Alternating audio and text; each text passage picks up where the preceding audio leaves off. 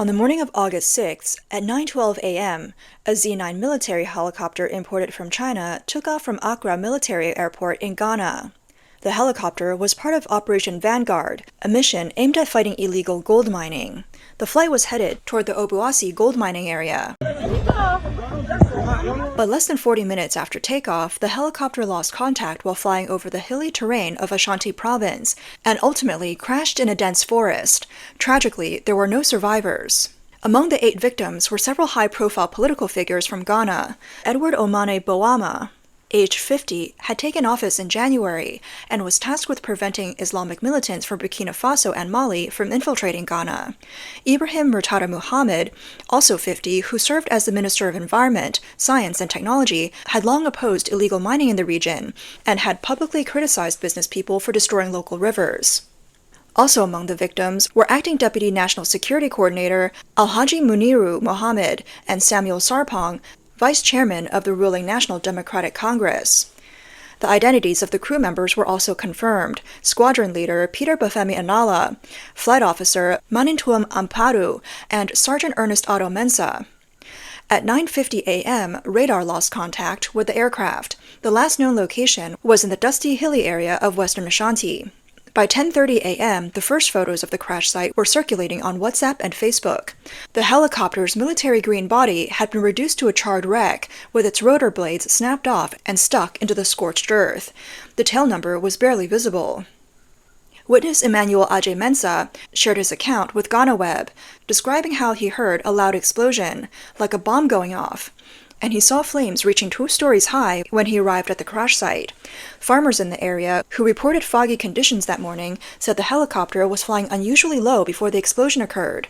One farmer told the BBC, "When I got to the site, there was no one in need of rescue." At 11 a.m., the military confirmed the crash, and rescue teams were dispatched to the scene.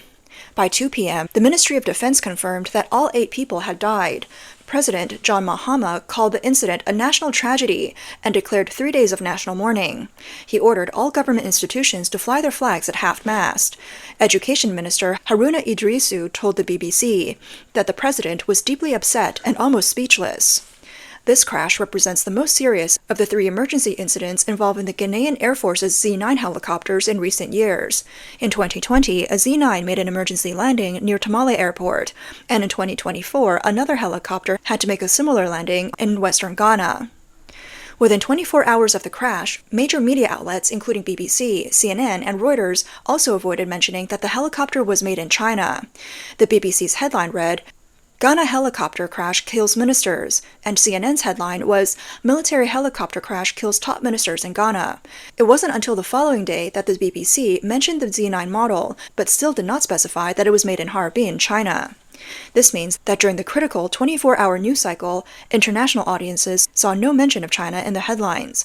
The only reference to Made in China appeared in photo captions at the crash site and in discussions on African social media.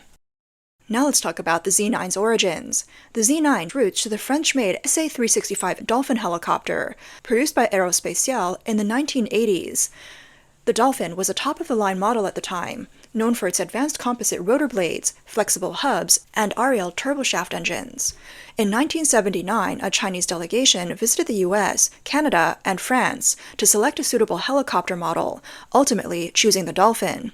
It was a smart choice, offering high-tech features at a negotiable price, and France was willing to provide the technical support needed for assembly. In 1980, China's Aviation Technology International signed a technology transfer agreement with France, not just to buy the helicopters, but to assemble 50 units domestically at the Harbin Aircraft Manufacturing Corporation.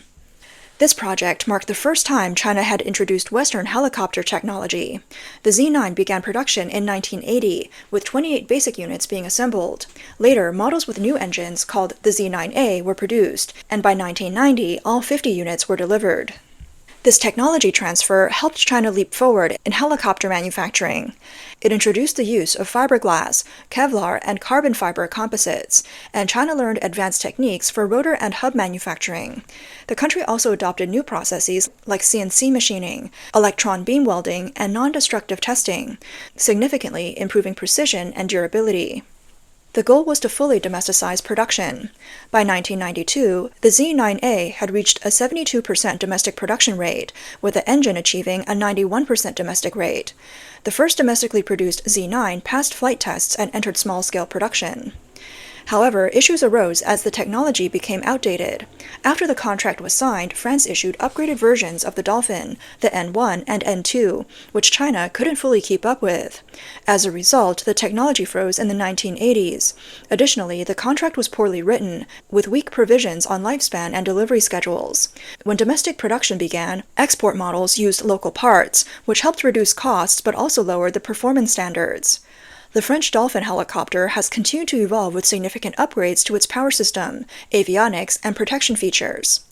The power system saw a major upgrade with the SA365N, which used the Turbomeca 1C turboshaft engine, was replaced by more powerful engines in later models, such as the N2 and N3. The newer engines, the Turbomeca 2C2, boost the takeoff power to over 851 kilowatts.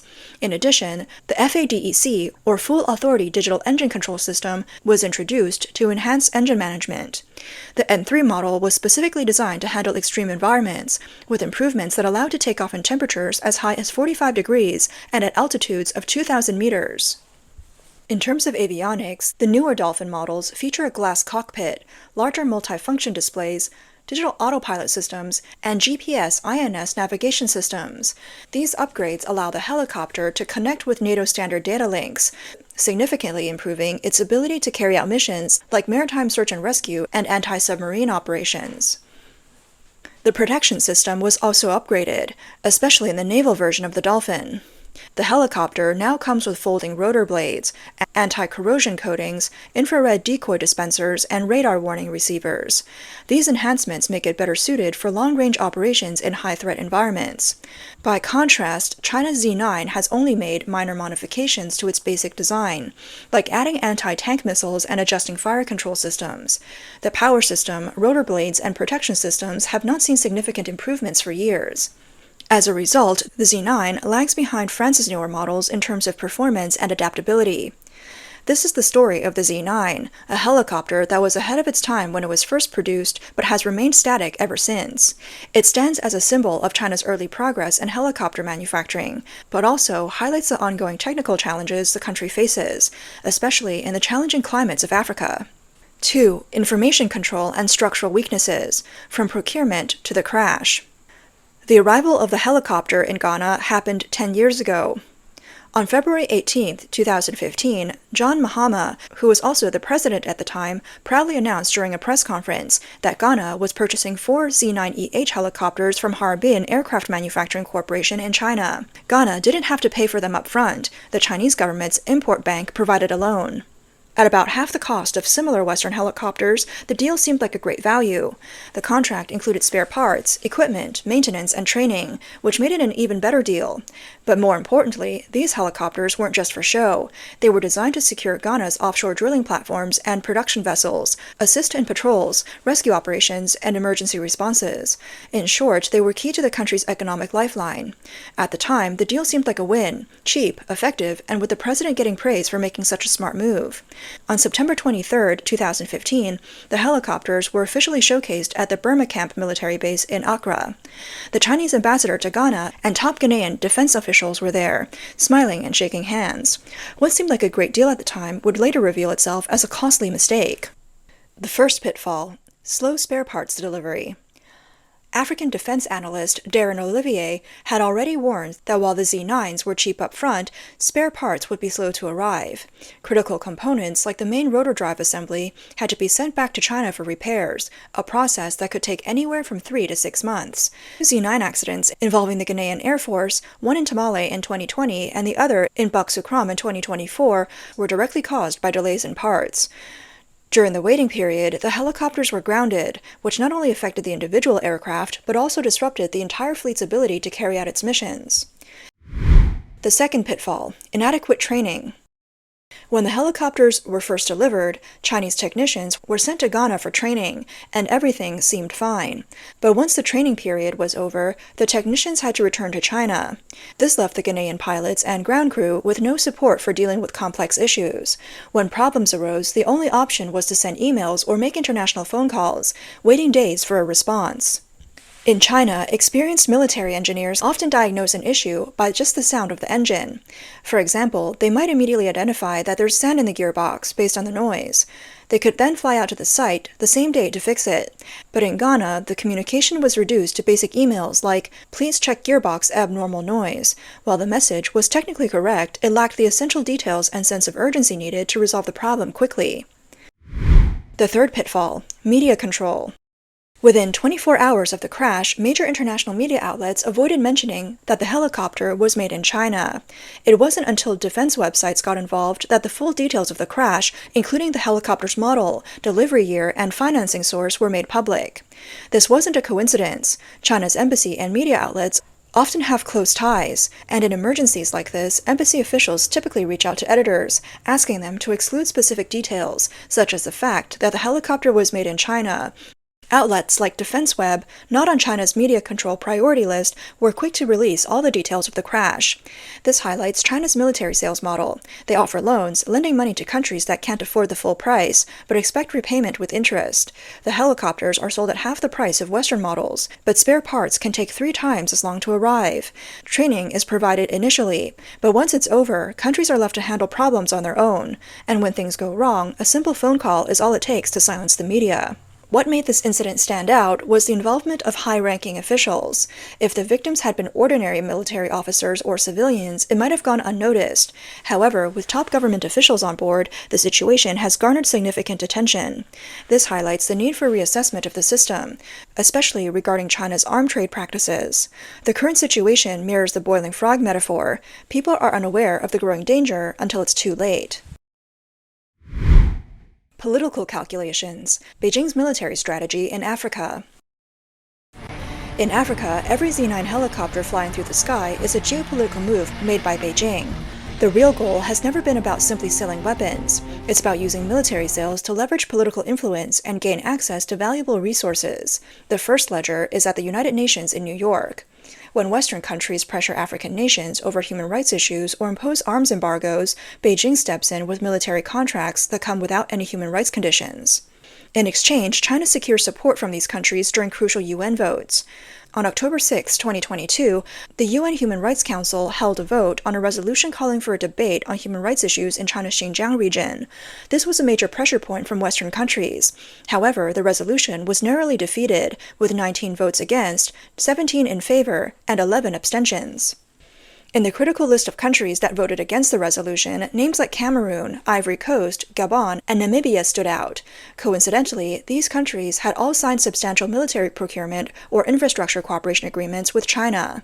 This vote was widely seen by international media as China using its no-strings-attached economic and military aid to secure political loyalty from these countries on the world stage. Clearly, a transactional approach. The second ledger lies buried in Africa's land. The low price of the Z-9 is just the entry point.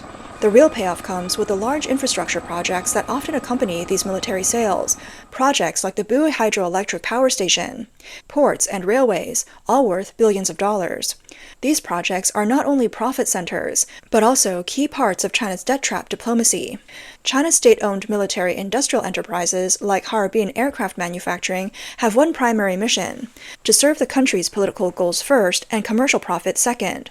By selling the Z-9 to Ghana at a fraction of the market price, China is embedding itself into Ghana's defense system, creating both technical dependence and political ties. The money lost on military sales is recouped through massive infrastructure deals.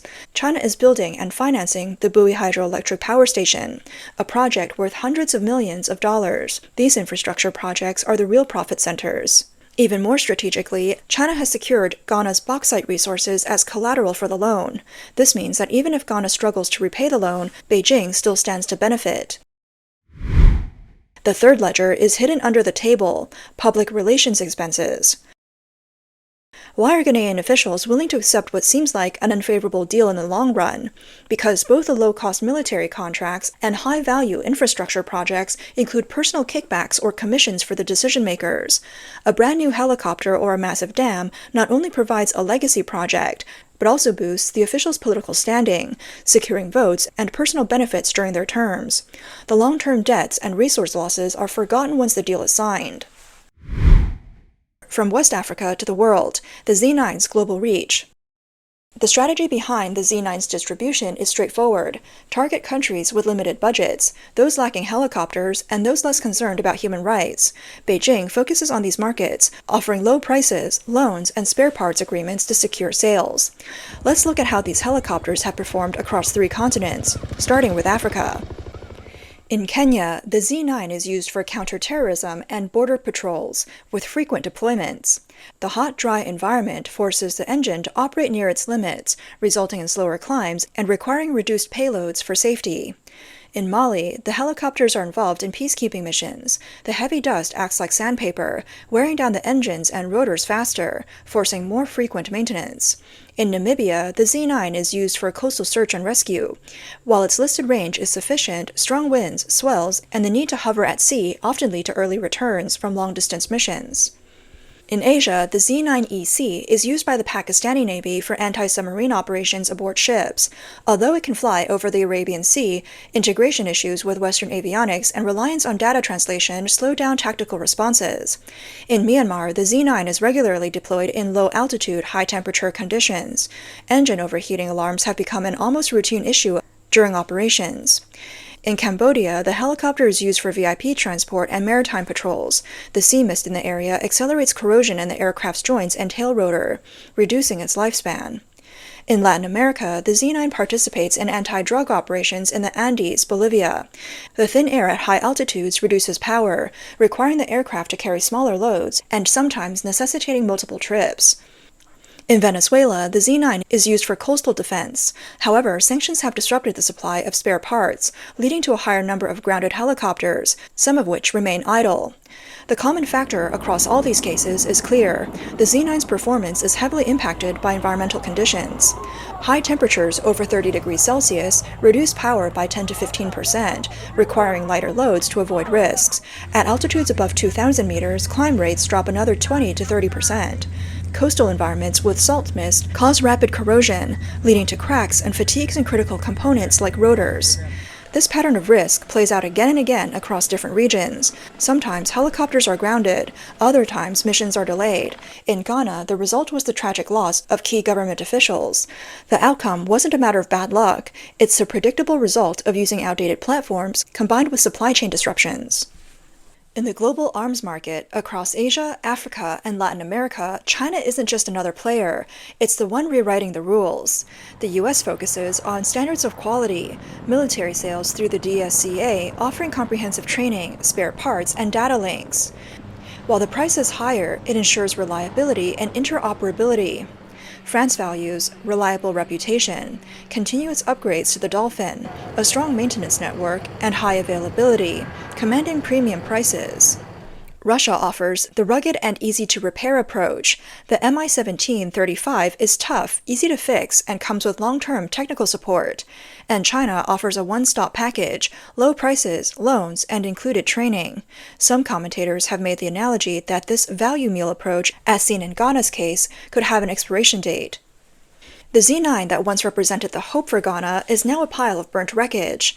The loss wasn't just 8 lives in a helicopter, it also destroyed the value for money myth that China spent 20 years building.